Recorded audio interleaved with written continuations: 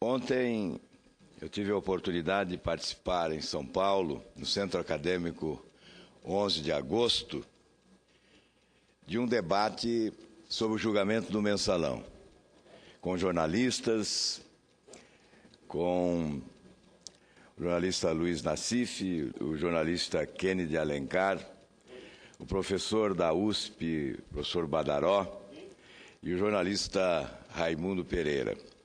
Na segunda-feira, tive também a oportunidade de participar da abertura da Semana Jurídica e da posse do Centro Acadêmico da Universidade Metodista em São Bernardo do Campo.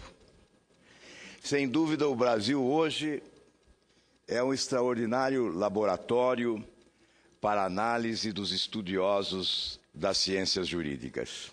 A CPI Cachoeira, com envolvimento de Polícia Federal, Ministério Público, o debate jurídico que se trava diariamente em razão de decisões do Supremo Tribunal Federal, o julgamento do Mensalão e as suas consequências, o debate sobre a composição do Supremo Tribunal Federal, o modelo de escolha adotado para a composição do Supremo Tribunal Federal, a atuação dos conselhos, Conselho Nacional de Justiça, Conselho Nacional do Ministério Público, o debate sobre eventual violação de tratados internacionais referente a decisões recentes relativas ao Mercosul, Paraguai e Venezuela. Enfim, há um cenário que desperta até mesmo vocação para os estudos jurídicos. Sem dúvida, é um momento de transição na vida nacional. O debate no Centro Acadêmico 11 de agosto, no Largo do São Francisco, despertando o interesse dos acadêmicos sobre causas e consequências do Mensalão. Eu quero crer, senhores senadores, que o mais importante não é saber quem será vitorioso e quem será derrotado neste episódio. O que importa saber é se o país, se a nação brasileira retirará deste episódio benefícios para o seu futuro. Na verdade, se trava uma batalha contra a impunidade. Nós tivemos escândalos tão grandiosos quanto o do Mensalão. Eu não saberia afirmar qual foi o maior escândalo de corrupção na história do Brasil. Foi o escândalo do Banestado? Foi o escândalo dos precatórios? Foi o escândalo do superfaturamento de obras na Petrobras? O escândalo do Mensalão?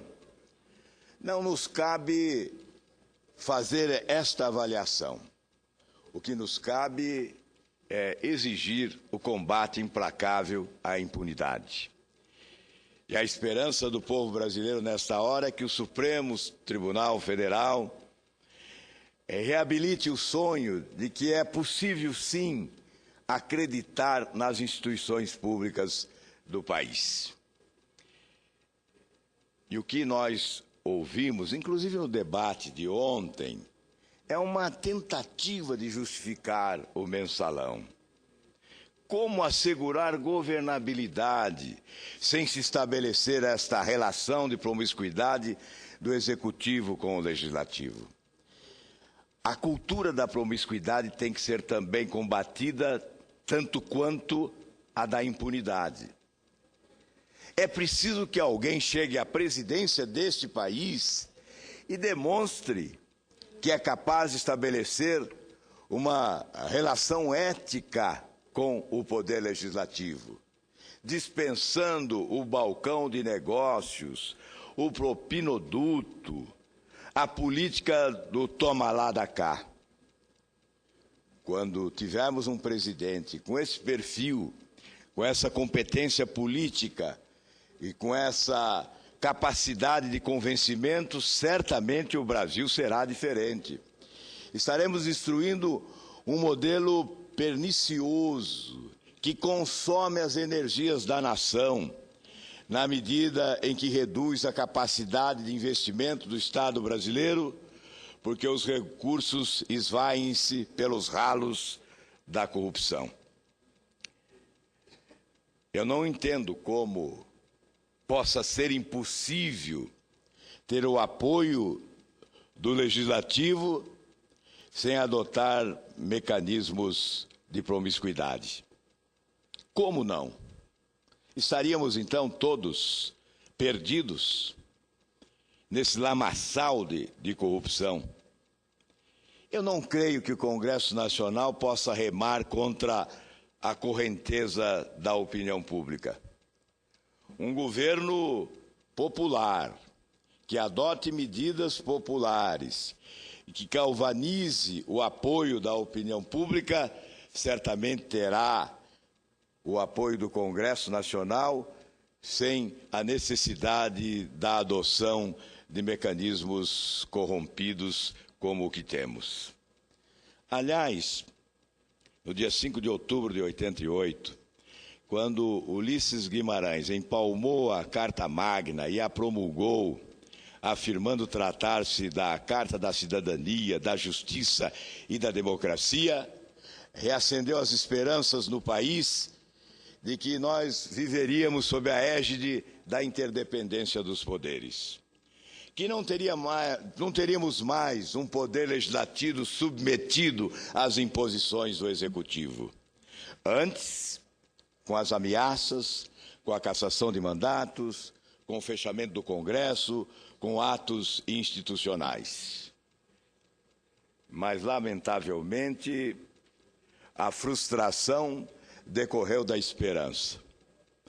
A Constituição não foi suficiente para restabelecer a interdependência dos poderes. O Legislativo continuou submetido às imposições do Executivo, não apenas em razão das medidas provisórias, mas os artifícios utilizados no artificialismo, no autoritarismo, foram substituídos por outros artifícios, os artifícios da corrupção, da relação promíscua, da política do toma lá da cá, da política do propinoduto. E desta forma, os governos nos últimos anos celebraram um pacto com a desonestidade e passaram a cooptar partidos políticos e políticos de forma geral, oferecendo espaços que não lhes pertencem. São os espaços da administração pública transformados em patrimônios partidários para uso indevido, com a exploração em nome quase sempre de projetos eleitorais que escondem, na verdade, o apetite desmesurado de alguns de se enriquecerem ilicitamente. Sim, quando se fala na inexistência de provas, se blasfema. Provas existem. Poderíamos tê-las em número ainda maior se tivéssemos a oportunidade de investigar mais. Mas são suficientes para a condenação dos réus, a menos que considerem prova única e exclusivamente a confissão em documento assinado pelos criminosos. Confissões tivemos durante os trabalhos da CPI. Várias.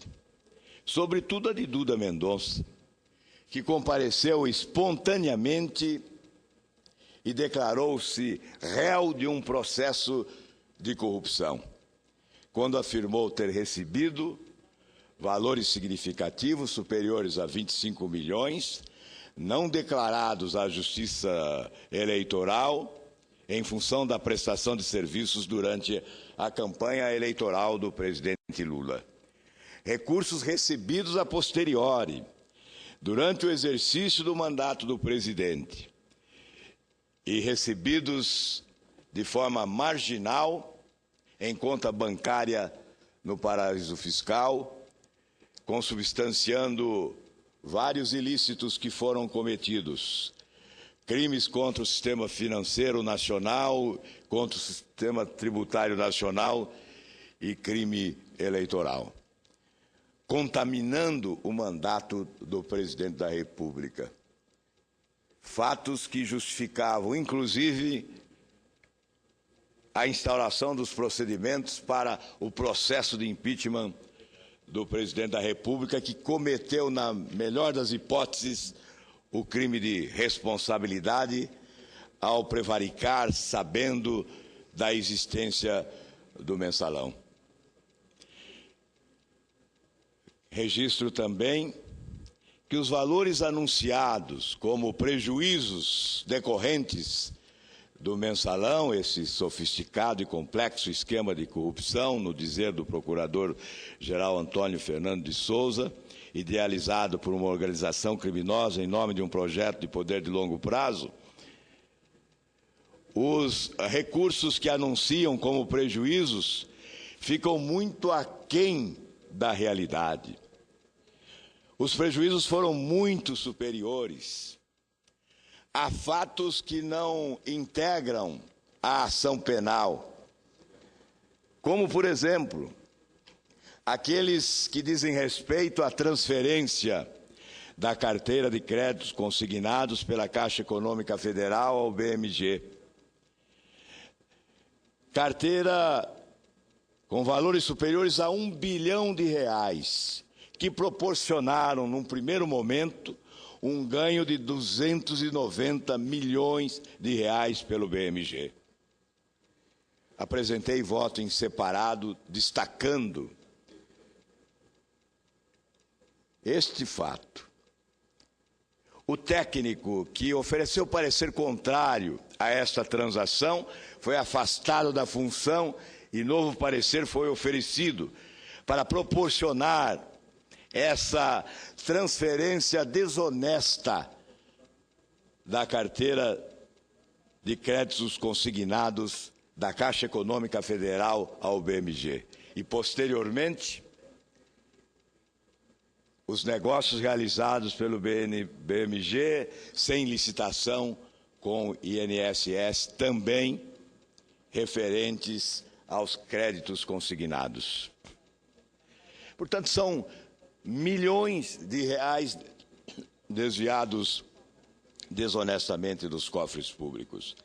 Quando se fala em pouco mais de 100 milhões de reais de desvios em razão do mensalão, fica-se muito aquém da realidade dos números que foram conhecidos durante as investigações realizadas pela CPI no Congresso Nacional. A nossa esperança é que esse julgamento do mensalão possa significar a derrota da impunidade, que seja o início da vitória da justiça sobre a impunidade, e que as instituições públicas brasileiras possam ser mais acreditadas a partir de um julgamento exemplar, rigoroso e implacável. É o que desejamos.